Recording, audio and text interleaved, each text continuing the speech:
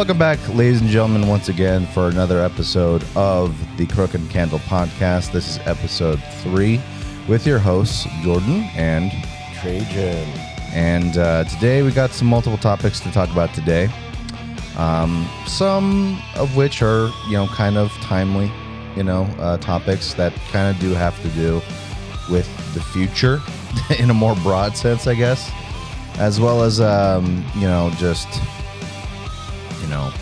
just how that'll affect the landscape of being a creator, a creative on the social media / digital age, and what that'll mean. Of all the topics we're going to talk about today, one of which is going to be about Facebook's Metaverse, NFTs, YouTube removing the dislikes button, shit like that.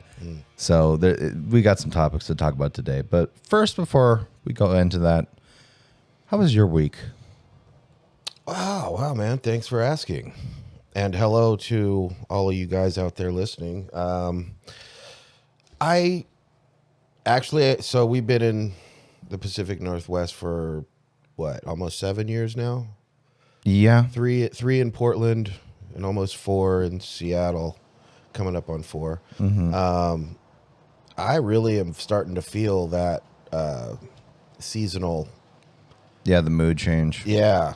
For example, they talk about the sad. The Seattle freeze and all that kind of shit. Well, the freeze is people not warming up to you. Right.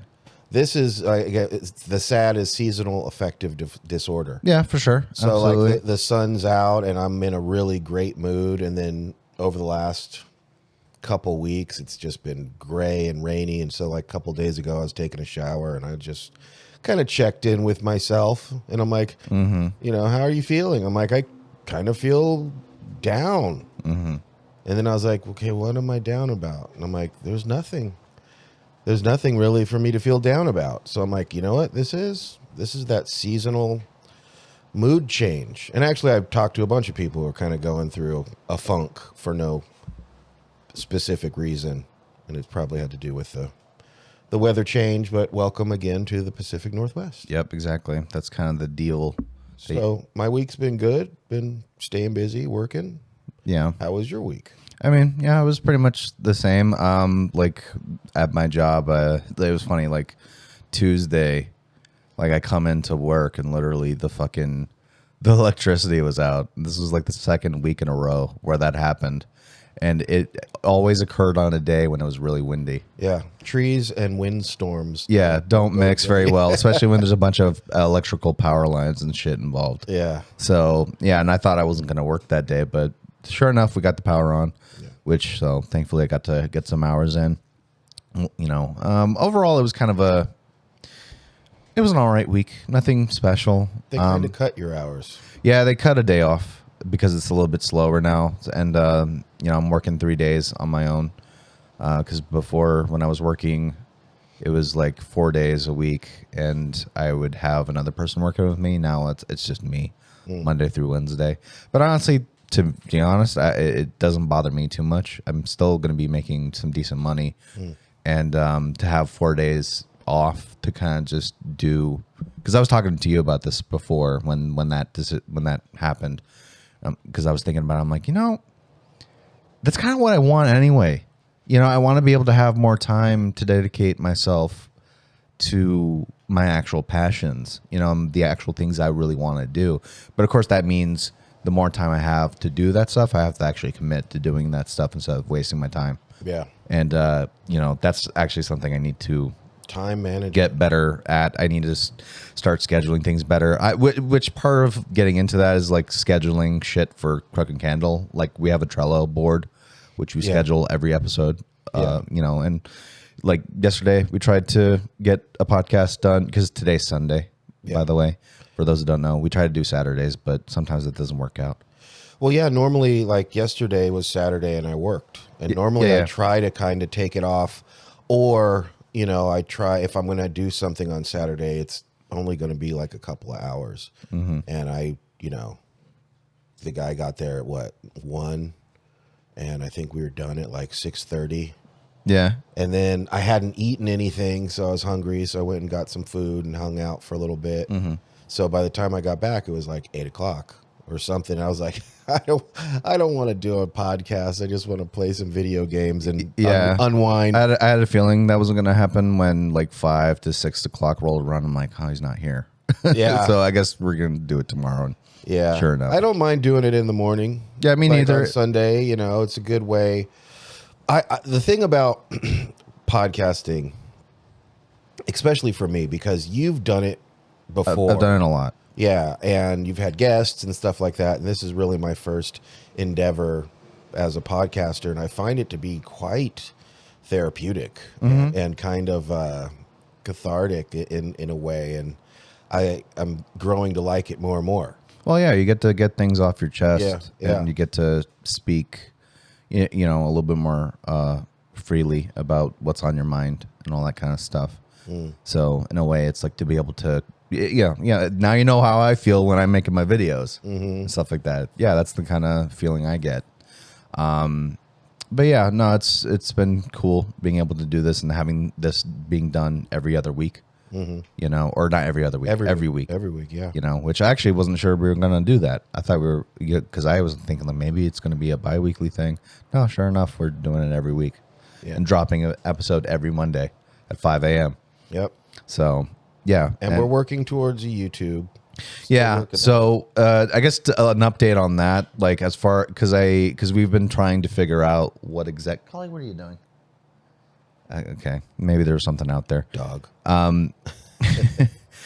So as far as the update on like what's the whole deal with the YouTube situation, me and Trejen talked about this already at a bar.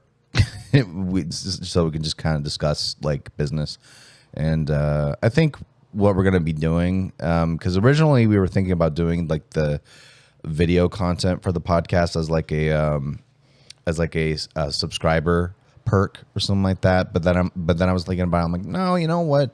We should focus on trying to build an audience first before we worry about any sort of like subscriber content, like Patreon or anything like that. We should just worry about trying to get content out everywhere we can and just make it available. And so I think what we're going to do, or what I'm going to do, because I do the video shit, is just take these episodes and then just, put an image on it, like the album cover that we have for the podcast, and then just an episode number and, just the title of the video, and then bam, just upload those. Yeah. The full episodes.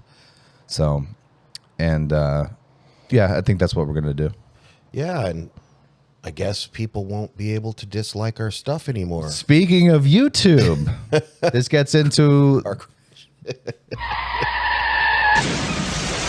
again. Yeah, so with YouTube, it's the annual YouTube comes up with an update for the platform that nobody likes, and sure enough, they decided to come up with an update. Now, this was kind of talked about for a bit, like I want to say earlier in the year. There was rumors going around that YouTube was going to remove the dislikes. And this has been talked about. This has been talked about for a while, but now they are fully committing to it. And recently they came out with a video, which I'm going to play a little bit of it. I'm not going to play the whole thing.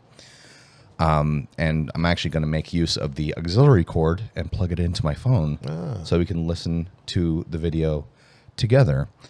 And we're just going to give a listen to it and see what Johnny YouTube here on YouTube, the update, the YouTube creators channel, has to say about it. By the way, this video talking about the dislikes, this video about removing dislikes has 105,000 dislikes, and pretty much everyone you've seen It's a Gundam's video on it. Yeah, he's talked about it too. Like a lot of the big creators I've been paying attention to, who's paid attention to this shit, everyone's disliking it. Like no one likes it. Yeah. So, anyways, let's play a little bit of this video. Hey folks, you may have seen a while back that YouTube announced it was experimenting with making dislike counts private to only the creator of the video. Now, if you're like me, you were surprised by that. I mean, I've always thought seeing the number of dislikes on a video helps us know as viewers if it's a good video or not. if Yeah. it's a help. Yeah, exactly. That's the whole point of dislikes. It's to have an aggregate of whether a video is bad or not that people can immediately see. And it actually gives the creator of the video Well, it gives you an idea of whether that video was a good one yeah. or not. Yeah, exactly. Well, and yeah, as a person who's been on YouTube for about a decade and a half, yeah, that's been a good way for me to find out whether my videos are good or not. Yeah, sometimes that would mean I would have to think about what I did wrong. But usually, if you're lucky, people will comment and say, hey, this video's bad. Here's why. Yeah. But let's continue. Full tutorial or not, or if what a creator is saying in their video is generally agreed with or not. But unfortunately, research teams at YouTube have found there's this whole other use for disliking a video that I had never experienced as a creator, and you may not have either. Apparently, groups of viewers are targeting a video's dislike button to drive up the count. You mean, so groups of people, first of all, pause. I have a problem when people use certain kind of language like that, especially in these corporate-y kind of videos. Because to me, that's bullshit language. Yeah. They're out there. Yeah, these groups Yeah. of people. And it's the same with movies. Right. Like the Rotten Tomatoes. Yeah, exactly. You have a corporation that wants a 98%. Yeah. Okay. That's what they want. And then the people who actually watch the movie go, dude, no, thumbs down. This movie sucked. And then the narrative is, oh, it's like a concerted effort. Yeah, it's like by this, some group of united people. Yeah, it's who this are trying conspiracy to, of a group of hateful bigots Yeah. that want to harass these creators. That is not what's going on, and I can guarantee you that. Now, here's the thing. I will say this. There has been like rare, or not rare instances, but there's been certain instances where that could be classified as true. Like, for example, 4chan or something like that. There's definitely Dark Side Phil, Wings of Redemption. There are definitely creators that I know of where like nobody likes them, and there will be people that just the moment a new video drops, they'll immediately dislike it because they don't like the people. But that is part and parcel of if a creator is creating videos and he or she is so polarizing, right, to where people are like, I don't like this guy, right, and it's because of who the person is and what they're putting out. So you might get a whole bunch of people who are look, I've always had this weird thing with the like dislike button because I might watch a creator who's making a video about a subject I do not like. It irritates me. Yeah. And they're bringing it up. And I always would be like, I really feel like I should be hitting the dislike button because like what you're talking about, right, I dislike it. I don't dislike you. right. I dislike, what we're discussing. Right. It could be racism or something like that, and or some weird story. I don't know. And I'm like, yeah, I want to put dislike because I don't like. It's not like I don't like the video. It's what we're You just talking don't like- about. yeah. Yeah. If it's talking about politics, something some politician did, it feels weird to hit like. If the politician did something messed up, Right. Yeah. No, it's kind You of get like what I'm it's kind of saying? like no, it's kind of like with like Facebook. Like for example, they don't have a dislike button. For a long time, it just was the thumbs up button. Yeah. So someone would make a post and you don't like it, but it's like there's no way to how do you- aside from like commenting like what the fuck? Why is this post even here? well, that's like Gundam was saying. He's like, well, if they take away, and actually, I did this to Gundam's video. But At the end of the video, I'm like, I'm going to comment. And I put a smiley face and just in caps wrote dislike. yeah, And again, Yeah. but because he was saying, he goes, dude, and it's always this way when some kind of corporation or government or whatever is trying to deny, people something. right, You're not allowed to do this. It becomes more people want it now. right, exactly. So it's like if they take away the dislike button, he just was like, people will probably just go in the comments and write dislike, Yeah. which makes sense. So you can't really stop it. No, and the thing is, not. if you're making the channel, you apparently you can check your metrics or whatever, and Yeah. it'll show up there dislikes. anyway. So he was saying it's not really for It's not for the little creators. guy. It's Yeah. not. It's not for the small YouTubers. It's not for them. it's for the big money, the big players. corpos. It's for corpos. You can't dislike a politician. News organizations, Exactly. You know, stuff like that. And it's like, and everyone's seeing through it. That's the thing, or not everyone, but like a good amount of people. Like that's what, like I said this earlier. Like all the creators that I've been subscribed to, or even just big creators that I'm not subscribed to. Like pretty much everyone's voiced their displeasure for this, because it's like, that's the thing. It's like YouTube doing this, they're trying to guise it as they're trying to do this good thing for everybody, when in reality it's like, who is this really helping? Because it's not helping us. It's not helping us at all. And even then, you're not really solving, and it's like trying to put a Band-Aid on a gaping gunshot wound. Yeah. You're probably stopping a little bit of that blood flow, but there's still a bunch of like Kool-Aid flowing out of the hole that you still need to plug up. But even then, it's like sometimes the simplest solution is to not really, because really a lot, even just this video, which I'm not going to play the rest of it. There's no real point in doing that. Because he goes on to talk about this, they make the straw man issue, you know, and when it's like really not an issue, it's like, oh, we're trying to stop these groups of people from targeting these videos. Well, have you ever considered the reason why people are targeting these videos in the first place? Right. Like stuff like that. It's never for no reason. The problem is a lot of these corporations that talk about, oh, targeted harassment, they don't consider why that happens. They never consider the source. They just think it's for no reason. When in reality, if you actually go to the source and you ask people why they feel that way or why this is happening, the answers are usually, well, we're trying to send a message. For example, like say Nintendo, or just, I'm just naming a random corporation. Like the best way sometimes to, like, say, voice your displeasure towards the decision they made. Like, for example, they came out with the recent N64 Nintendo Online service, where it's like you had the Nintendo Switch Online, which gave you access to Nintendo games and Super Nintendo games for like $20 a month. Then they decided to add Sega Genesis and Nintendo 64 games on top of that, but now it's like $59.99 a year. Nerd. But yep. Yeah, I'm guilty. So, but yeah, it's like that came out, and then people were starting to play these games, like the N64 games, and they're like, dude, this is not very good, and the amount of games that you get for it is not really worth it.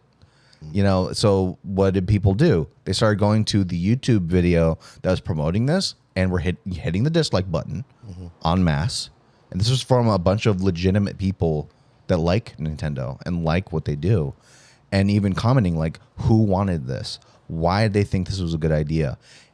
So basically, what YouTube is trying to do is silence the everyday person who wants to just voice their discontent. And now they're making it easier for corpos to pretend like everything they do is good. Yeah, because my question is, so a lot of times what people will say is the way to make an impact on a company is to hit them in the pocketbook. Yeah. Okay. So, Vote with your wallet. Yeah, that means, you know, if you don't like something that a company's doing, or they're producing a product of some sort, and you don't like it, you don't purchase it. But that doesn't always work. No. Because you, for example, just like what you're talking about with what was it, Sega? Well, Nintendo. Nintendo. Okay, Nintendo. If you are a video game lover and this thing's coming out and you purchase it, you don't, Right. you can't, you just paid for it. Right. So you can't vote if you don't know it's bad and it's something new. So if people are buying it and they don't like it, apparently they're supposed to just shut up. Right, exactly. Well, and that's the thing too, like, because removing stuff like the dislike button, or like, and the reason I dislike this decision too, is I have a feeling this isn't just gonna, because if YouTube doesn't pull a 180, which I don't think they will, like, I think what will happen is other sites might, like, say Rotten Tomatoes, for example. Like, imagine if Rotten Tomatoes got rid of their audience score. Yeah. Yeah. That would be bad. Yeah. You know why? Because that would mean that you would have to trust every single critic, quote unquote, in quotations, critics who get flown out to these events to see these movies for free, that will always usually be positive, to give a glowing review. And what'll happen is people won't know any better, and then they'll spend money to go buy a ticket to go to a theater to watch that movie that the critics said were good, but because you couldn't see what actual people had to say, you watched the movie you spent money for, and you're like, what the fuck? This was shit. I didn't want to see a shitty movie. Yeah. Yeah. And I can't take my money back. Right. It's like the what's that guy, what's that guy, the winning guy? What's his name? Oh, Charlie Sheen. Charlie Sheen. It's like that got your money dude meme. Because that was one thing, he was doing those like stand up like events initially, and they were shit, and he would just talk to the audience like, I got your money, dude. I got your money, dude. Can't do anything about it. That's kind of what this is. Yeah. You know, it's like they're going, at this point, it's like, if you don't know whether something's bad because people don't have the ability to just throw out an aggregate score or just a simple dislike, how are you supposed to know whether something they did was bad or not? Yeah. And that's why I hated it. Yeah. Well, it's simple. Like in marketing, you run tests on certain ads, you know, and or you might do a poll. And if, you know, you give someone a poll and it's choice A, choice B, choice C, and what you want is choice C. But people keep hitting B. Right. Oh my God. There's all of this group of people out there that aren't doing what I want them to do. They're not liking what I want them to like. So, I mean, everything, I think it's where like government and these really large social media kind of platforms, these corporations intersect, is in that, you know, you can't complain anymore. Apparently, it's right. crazy, you know. Yeah, I mean, I it's definitely an American phenomenon.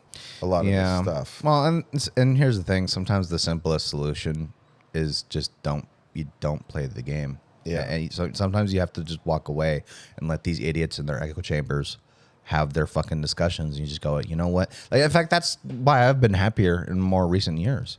Like, now I got a Twitter again. I got a Twitter account for my own YouTube channel. Kali, no, you're not getting your ball. She's just sitting in the fucking hallway near the door where the ball is.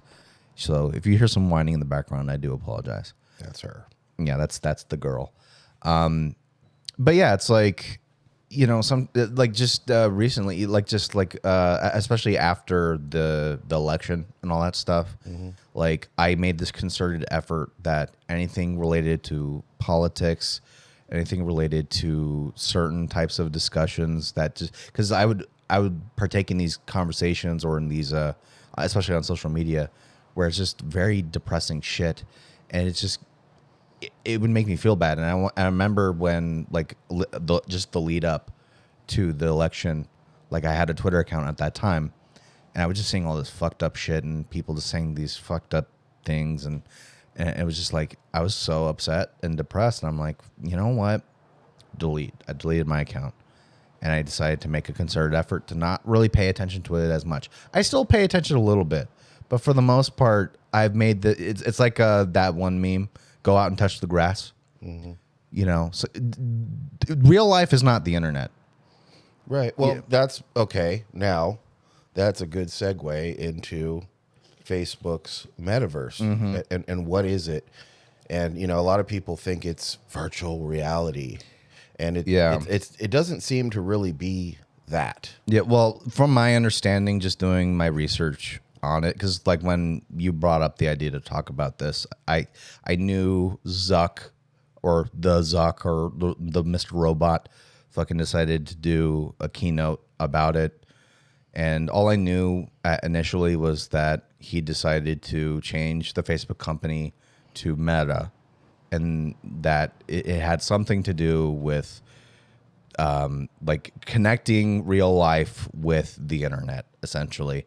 And so my basic understanding of it is that Metaverse is supposed to be their way to basically to turn real life into the cyberpunk universe, basically, where it's like you have augmented reality and, you know, like you got VR chat rooms, and, you know, basically their goal is to make it more easier for real life to intersect with the digital world. Mm-hmm.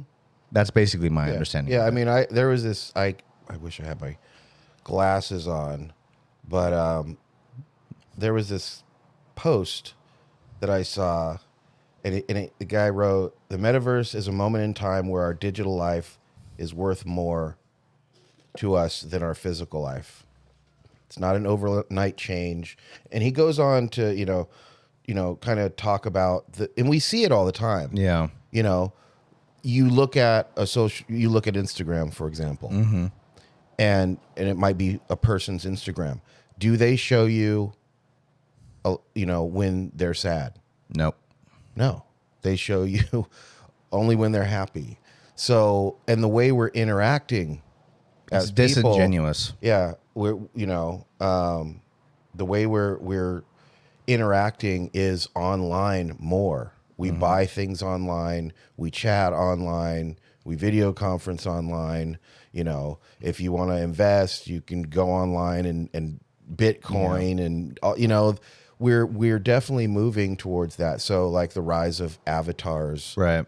you know, I had thought about this not too long ago. I was like, you know, maybe I should really get into digital art and form some sort of company. It'd be a virtual tattoo shop. And you can have your avatar, and you could send me your avatar, and I would apply a tattoo. And I would charge you more than I would charge you Yeah. for a real tattoo. Yeah, and I guess that would count as like a NFT or whatever that is. Kind of. Yeah, because Yeah. that's another thing we're gonna talk about. But I won't bring up too much. But like yeah, it is kind of with this weird thing where we are crossing that border of like the internet basically being our reality, and it's kind of a weird thing. Now, here's the thing. Like, I've talked to you about this a little bit, but I remember we were having a conversation about this just off the podcast. And one of the things I talked about was like, you know, I remember a period of time where the internet wasn't as big as it was, or as it is today, rather. Oh, yeah. You know, because today It's a universe. yeah, today the internet is so easily accessible. Well, it's easily accessible in certain parts of the world. There are definitely certain parts of just the United States where the internet is still not as big of a thing. But And those are the places you literally don't want to go. Or be in. well, they're definitely much more the rural kind of The areas, land like beyond time. Yeah. So, Yeah. but you know, like there was this period of time where I grew up where the internet to me was like dial-up, like AOL. Like that was the internet to me. And like I remember it being such a pain in the ass to use. There are a bunch of people who are probably listening to this right now, or maybe not a bunch of people, but people that are listening to this right now who are like, what the fuck is AOL? Or what is dial-up? You know, that kind of shit. Oh, dude, like that shit sucked. Especially, I mean, but at the time it was kind of new, where it's like the idea of just like, I remember as a kid, like just me and my brother we had our own computer, and it's like we found out about Playboy, and we're like, I wonder if there's like naked chicks on the internet or some shit. So we just typed that shit up, and it's like just trying to load a simple JPEG image of a naked lady. Yeah. Would like take like 10 minutes. Yeah, And it would like yeah. load in like lines at a time. Yeah. Like, so just to wank off to one image, it's like you're waiting like 10 to 20 minutes for one good JPEG to show up on the screen. Well, I had so I was born in 71. I actually, when I was in high school, I ended up taking a computer class. And my teacher, Mrs. Gilbert, who was like my fourth or my sixth grade teacher, my seventh and eighth grade teacher, and then she ended up going to my high school. And one of the things she taught was computers, and I ended up, copying someone's homework off of their floppy disk and got busted. The good old times where floppy disks were actually floppy. Yeah, they were floppy. I remember I got busted, and she immediately kicked me out of the class. You're like done. Oh yeah. You're done. Boom. Damn. And it was shocking because she was like my favorite teacher, and she always, she taught drama. So when I got into acting, when I was doing like plays, she was the one that was like, Jay, you really got a lot of talent. You could do this, Mm-hmm.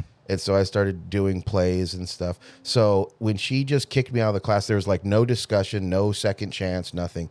It really bummed me out. And so I literally was like, screw computers, right? And this is in the 80s. So I remember I was getting into computers, and I was always looking at like, I wanted my computer to be able to talk to me, like in the movie War Games. Would you like to play a game of chess? Yeah, exactly. I'm like, I want my computer to be able to talk to me. And so for the longest time, computers were happening, and I just ignored them. I just ignored them.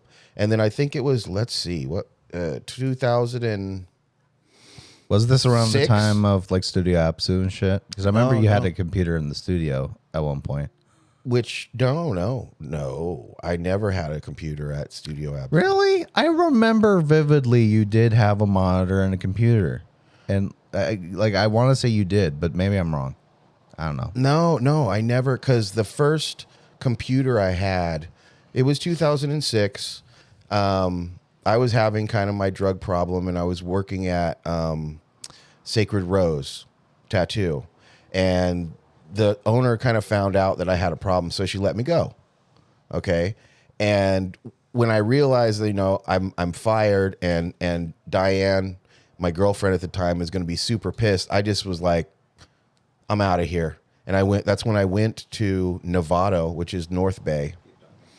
And so I ended up going up to Novato, and this client of mine had a unit in a business park where I could stay, and he had a computer there, and he's like, here, you can have the computer. That was my first computer, and that was back in the time of like MySpace. I remember I actually signed up for MySpace. But yeah, no, I didn't have a computer for very, very, very long.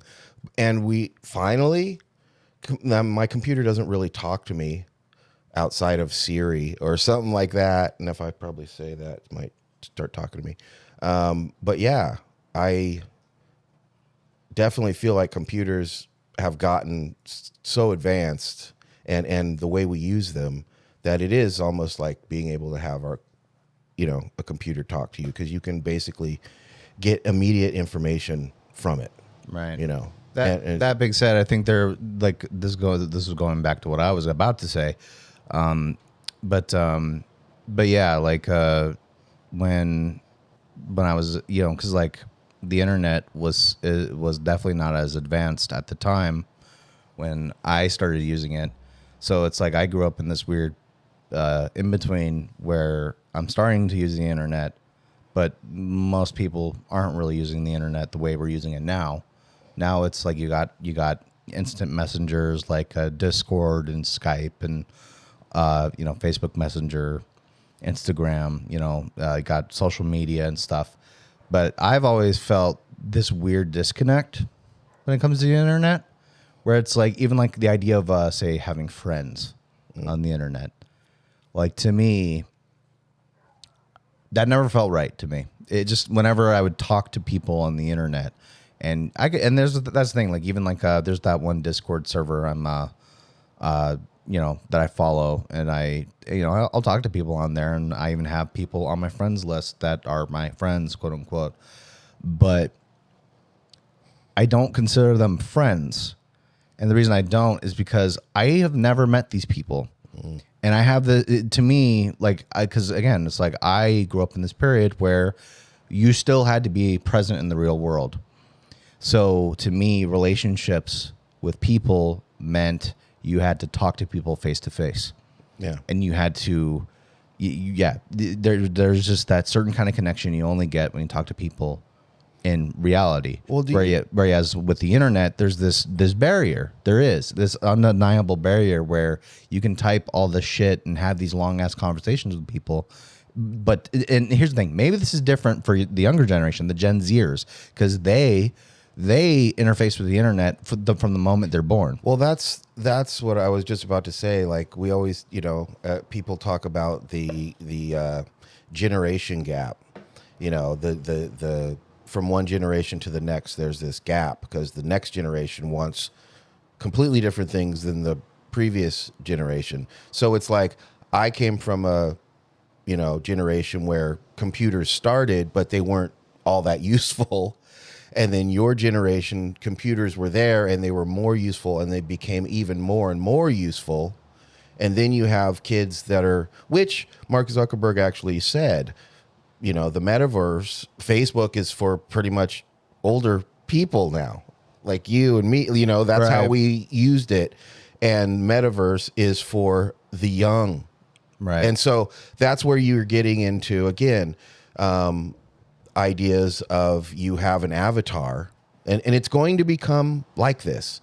And so because your life is so plugged into digital, what's the point of, spending $5,000 on a Rolex to go outside and show it off when that's not what you do? What you do is you flex online.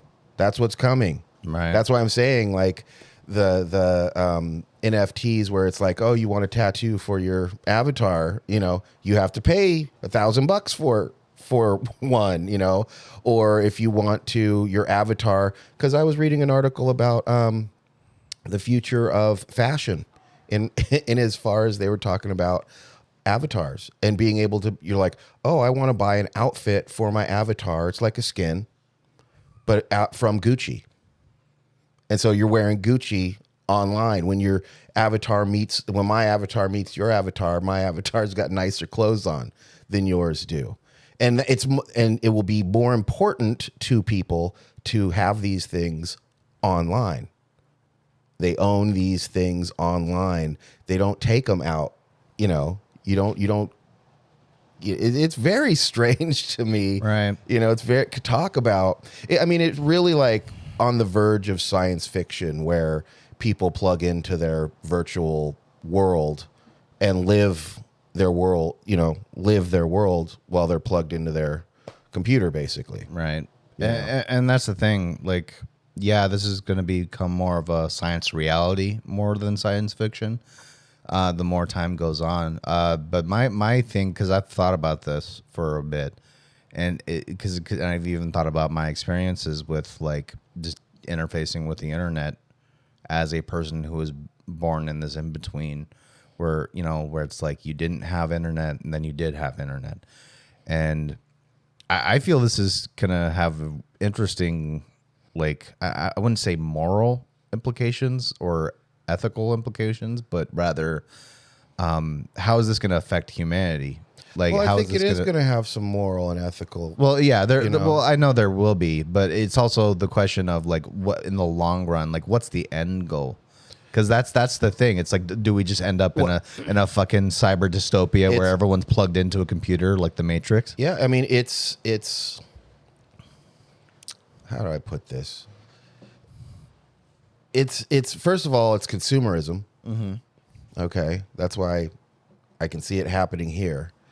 But I mean, people, say from past generations, would spend a lot of time and effort making money to buy physical things to show people that they have a certain worth or a certain amount of wealth, right? I think, like I said, I think this is all going to kind of move online. You want to be able to, quote unquote, flex. You do it. I don't know. I can't really think of what. To me, the moral kind of implications around it would probably be the fact that COVID showed this is like we are by nature. We need companionship. We need interaction. You need interaction with other people. And not just like interaction on the internet, Right. like actual physical contact. Yeah. And that's kind of my worry with something like, say, Metaverse. Because it's like, yeah, it's a cool idea, but it's like, even like today, like all the statistics regarding to, how social media has impacted human beings and how they socialize. There's been plenty of studies where it's like correlated. The more people have spent their time on social media versus being in real life, they've been less happy and more depressed and more, more lonely, where it's like they just have very little contact with actual human beings. And it is that kind of weird thing where it's like there's this bridge that something like Metaverse can connect that would make that maybe less of a depressing thing. But even then it's like, this is such an early thing where it's like, how would you even do that? And it's going to take a while for this to be developed before it becomes this fully realized thing. Well, I could see, because basically you've heard the talk of, kids getting very depressed and sometimes self-deleting themselves over their social media presence or what's going on, online. Girls getting super depressed and having body dysmorphia because of all these perfect looking girls on Instagram, and it's causing.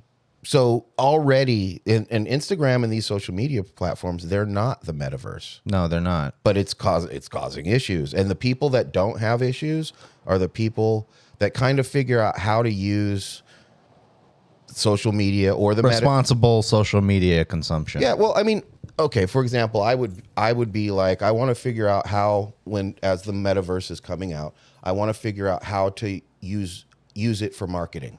Right. And which people have done with Facebook, with Instagram, with, TikTok. And some people use the technology for a way of pretty much making money or making a business, whereas, the rest of people just use it to plug in and kind of have a digital interaction with other people. Yeah. Which is, I mean, the idea of having someone who's kind of, feeling like they're having a relationship with someone that they're just talking to online. Right. That's not real. That's not real, no. So I think there's going to be ways of using it. Like I still think the NFT is a very interesting kind of a thing. Yeah. I do worry that we'll have a Blade Runner moment and like there'll be some kind of blackout of servers or something like that, and all these things that you could have digitally just poof. Right. Because there's not a physical thing, it just literally, right. Blade Runner's like that. Oh, before the blackout. Yeah. Some kind of world shattering electromagnetic pulse or something. It just wipes all information. Yeah. That would be horrendous, because we now, like, books, articles being written, a lot of it is just online. You don't even get the physical project or product anymore. Yeah. And that's the thing. If I write an incredible, earth-shattering book, but I only release it digitally, you can only read it on Kindle. Yeah. They don't actually print it out. Is that forever? No. It's not. No. Well, I mean, and you could make, and I know there are people that can make the argument like, well, books aren't forever either. And it's like, well, okay, I guess you're kind of right because yeah, books can degrade and stuff like that over time. That's why there's such a big deal around like reprinting like old books into newer Yeah, books. so we have so editions. So it still keep them around to make them more available. And I'm definitely a proponent of physical stuff. Like for example, just like anime. Like I have all those anime DVDs and Blu-rays on my shelf, and it's like I know there's people have commented like, dude, why do you have all these like physical shit? Why don't you just go like on a Crunchyroll? And I'm like, well, one, because you can't get everything on Crunchyroll, and some things are like there's some animes that I own on my DVD case that are so fucking obscure or just not as well known that places like Crunchyroll won't even fucking license it so they can show it on their streaming service. And even then, that's not forever either. So it's like, yeah, to me, I'd rather have something physical over something digital. That being said, I do see the advantages of digital. For example, Steam. Yeah. Like PC games you could download through a client and you just immediately have it. Especially now where like our computer that we have for the editing machine, it's like you don't have a disk drive. I mean, I do have a disk drive. I bought a USB one, mostly to rip the DVDs for my anime hole videos. So when I need to review it, I'll do that. But like as far as like using a DVD drive to like install games, like that's not really a thing anymore. Yeah, Not really. Yeah. I mean, it's still kind of a thing with consoles and stuff. That's still kind of a thing, but that's more of an exception than the rule. Yeah. Because even now, like you got the Steam Deck that's coming out, like I want to say next year. Like they pushed the date back on that, but like just the idea of having a mobile PC like handheld thing that plays fucking Doom Eternal or something like that, like something that's really fucking graphically impressive, and you have it in your fucking hands. Like that is crazy. It is crazy we live in that kind of era now. Yeah, things have changed quite a bit. And as a matter of fact, that's kind of why we're having this conversation, because for creatives these days, especially people that have more of the things that they do creatively aren't so digital. Yeah. Do you see, what's your opinion on like physical things, like going to a show to see a musician or a band, or going to a small gallery and an actual painter has their art up? Do you think the fact that, so for example, I might be like, oh, I'm going to go to this art show, and what I do is I go and I sit in front of my computer and I digitally see the show. There's no people in it, Right. but I can kind of walk around and navigate and look at the artwork and zoom in and stuff like that and leave. Yeah. Well, How's that going to affect those kind of? I don't know. I mean, well, here's the thing. Like we've kind of had experiments where it's like, for example, you're mentioning like going to see live shows and stuff like that, or like going to see art, digital art galleries, stuff like that. I mean, today it's like there's still somewhat of a need for that because but most of it comes down to, I feel, connections. Like the reason you would go to events like that is to get like, whether it's just for social reasons or like say you're a musician and you go to a fucking concert or something like that. So maybe you might, or like just a band playing at a fucking, a local venue and you're just chatting with other bandmates or band members or whatever. I don't know. Just certain things like that. I still think there's a value in that. But even then it's like, because going back to the metaverse and like augmented reality and VR and stuff like that, it's like you're seeing all these experiments like like Steam, like a few months ago had their fucking what was it? They had this like how there was an electronic gaming expo like E3, like before you would just go to a place. a place, this big venue, Convention center. yeah, convention center. But now it's like you're seeing these experiments where people are hosting these games like in a VR space, you know, or shit like that. Like, hey, or Devolver Digital, I think, did this like VR thing where it's like, hey, go around this digital space and check out all these games we're showing off, and it's all VR. Yeah. And it's like, that's cool. It's not 100% there yet because most people aren't using it. Yeah. Like VR is still one of those things that's it's still not as accessible. Yeah. Just because of the price point. But it's getting there. Like even like with the Oculus Quest, like not only is the Oculus Quest or the Quest 2, I think that's the recent one.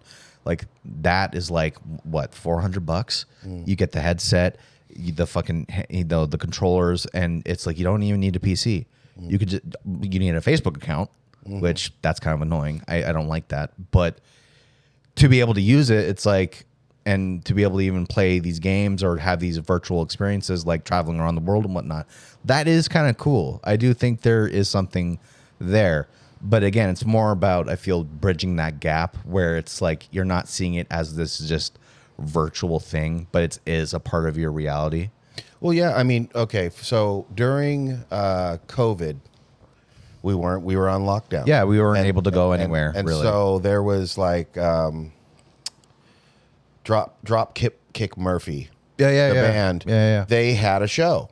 Yeah. And there was multiple people that did like a live streaming. Yeah, streaming shows. Yeah. So I'm like, well, and then it's like after the show, they could actually do like a live stream of like in the green room, and people are able to ask questions and they answer them. So I'm like, well, I wonder with this metaverse is so, because it brings me back to like movies. We just said, you know, oh, a movie actually drops in theaters and you can get it the same day on your TV at home. Yeah, it's okay. Yeah, Which is amazing. Okay. So I'm like, well, I'm not interested in going to the theater. Okay, where there's a bunch of people around. So do you think we'll ever get to a point where you might go to a show physically, but you know, you might be like, well, let me put on my VR thing. And so with avatars and stuff, imagine going to a show and it somehow melds like a live performance with a virtual reality. So you're walking around in this virtual space. Right. And there's other people and their avatars. You can actually interact and talk to them. Yeah. You know, you wouldn't see your own avatar, but people would see you. Right. No, yeah. You know, I think the closest thing we have to something like that right now is like a VR chat.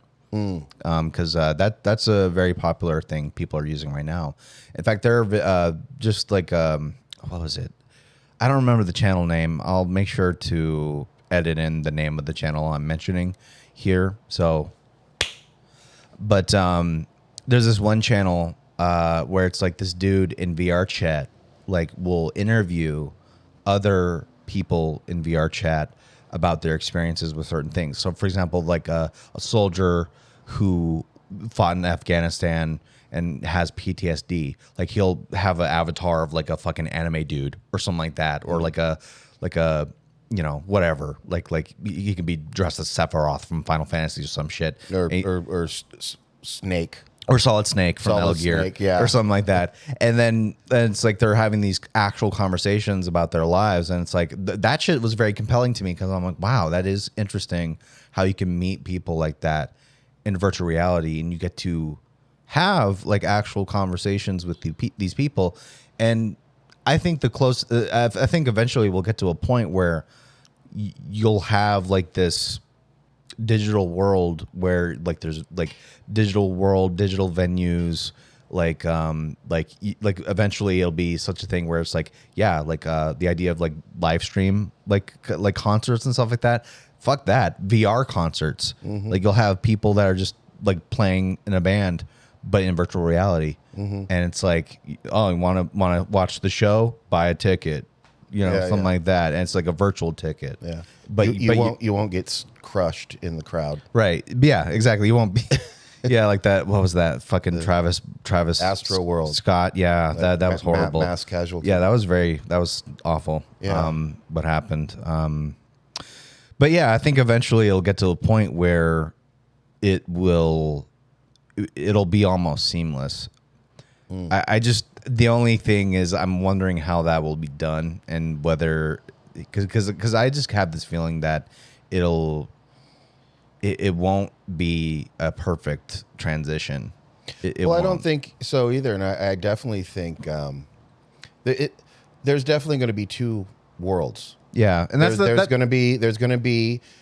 It's kind of like, even let's just like look at America.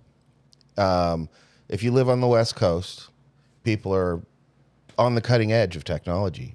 Same on the East Coast. And then you can go to the breadbasket of America. I remember going to just New Orleans, Louisiana some years back, and it was like going back in time.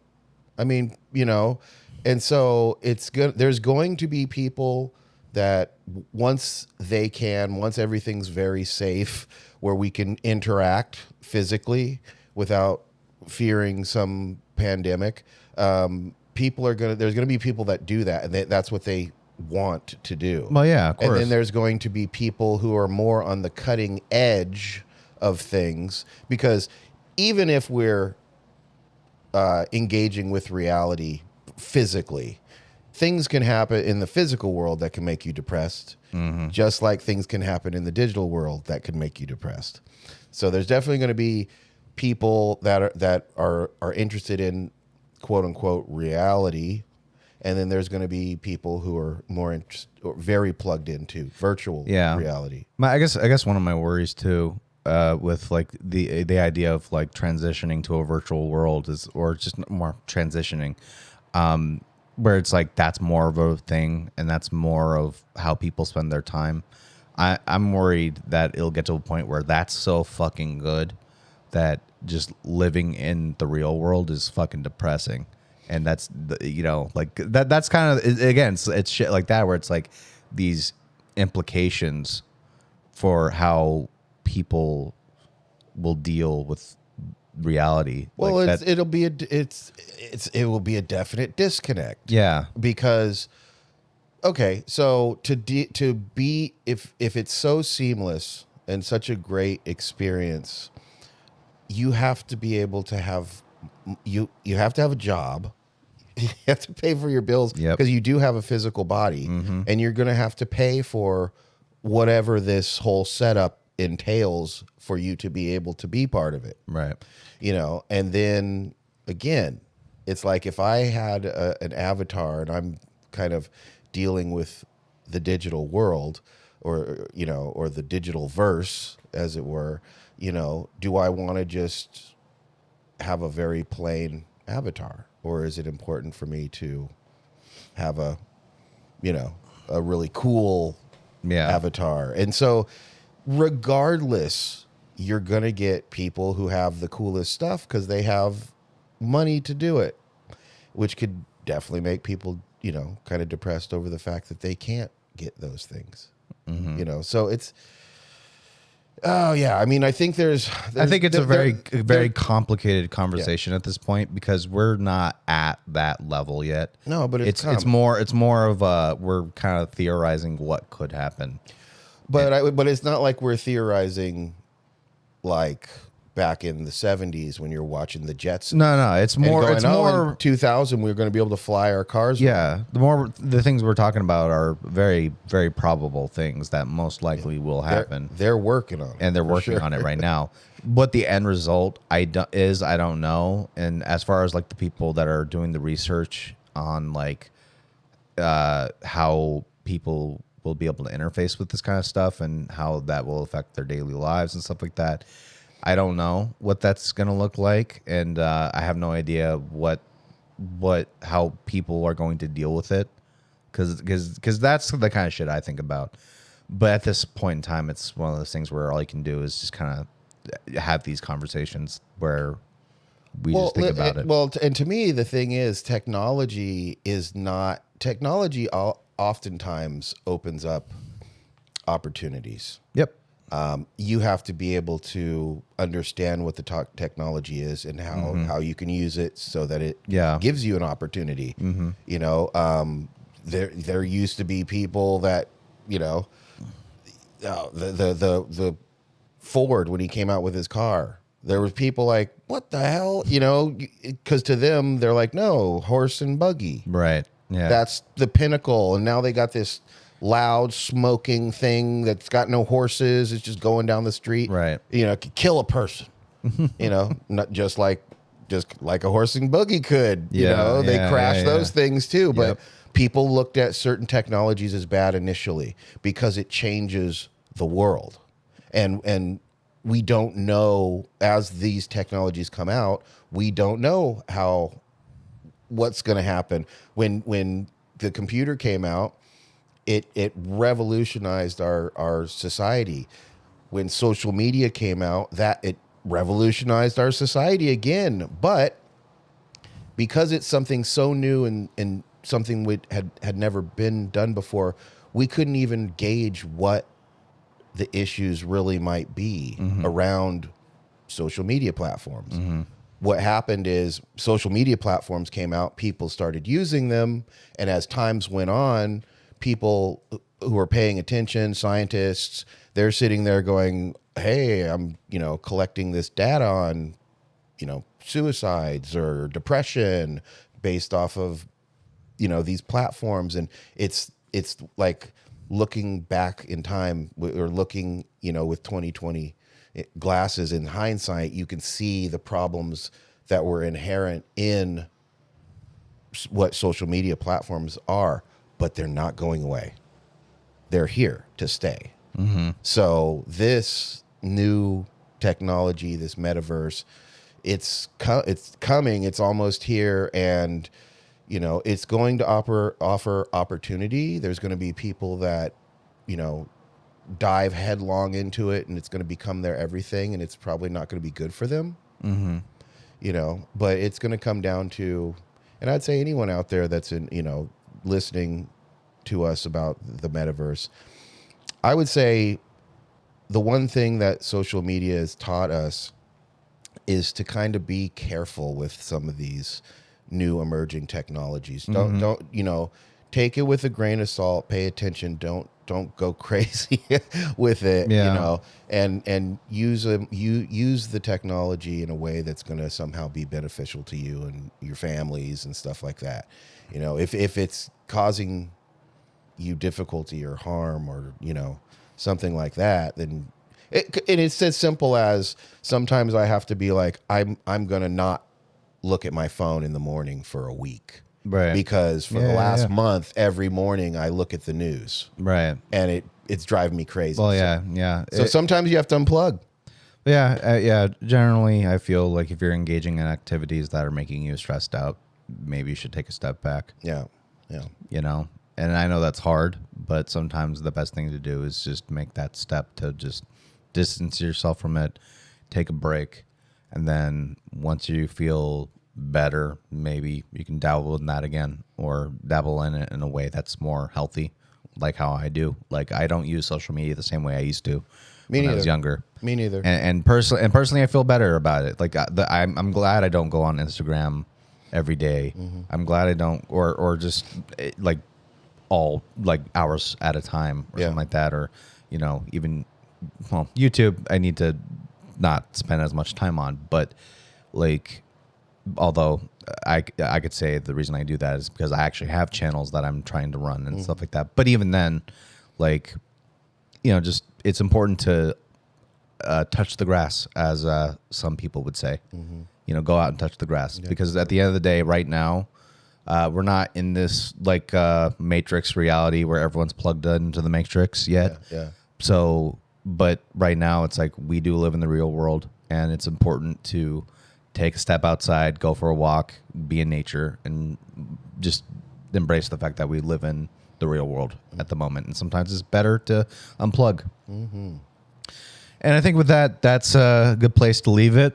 So yeah, thank you guys for listening to episode 3 of the Crooke and Candle podcast. Before I go, I'm just going to plug all the places you can listen to this podcast. We are available on Spotify, Stitcher, Apple Podcasts, and now we are on Google Podcasts because they finally scraped our RSS feed. So now our stuff is available on Google Podcast as well. And if you want to find all the links to our distributions, it'll be on bio.link/Crooke and Candle. And again, it's CRR or CROOKEANDCANDLE. So again, bio.link/Crooke and Candle. Also, we have a Facebook page officially. I need to figure out how that whole RSS feed thing works. I connected the RSS feed of our podcast to that, so I'm assuming this episode when I upload it, it will post to the page. I think that's how it works, but we'll see. I'm still kind of figuring this shit out as I go along. And I'm in the middle of setting up a Twitter account as well. We also have an Instagram. So again, it's the same fucking name everywhere. So Crooke and Candle. So there you go. All one word. Yeah, all one word. Yeah, and we're going to definitely be putting out some more content on Facebook and Instagram. Yeah, it's as far as we need to just figure out, if anything, I and you need to just kind of figure out what kind of posts we need to make and schedule out when these posts go out.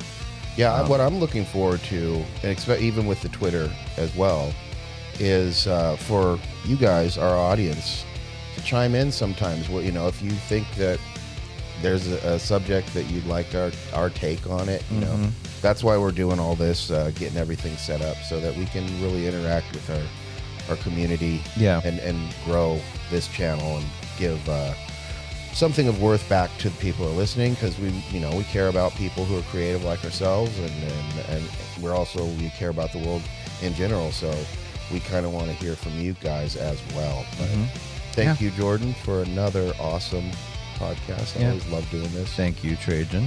You're welcome. And thank you to the audience for listening. We appreciate you guys so much.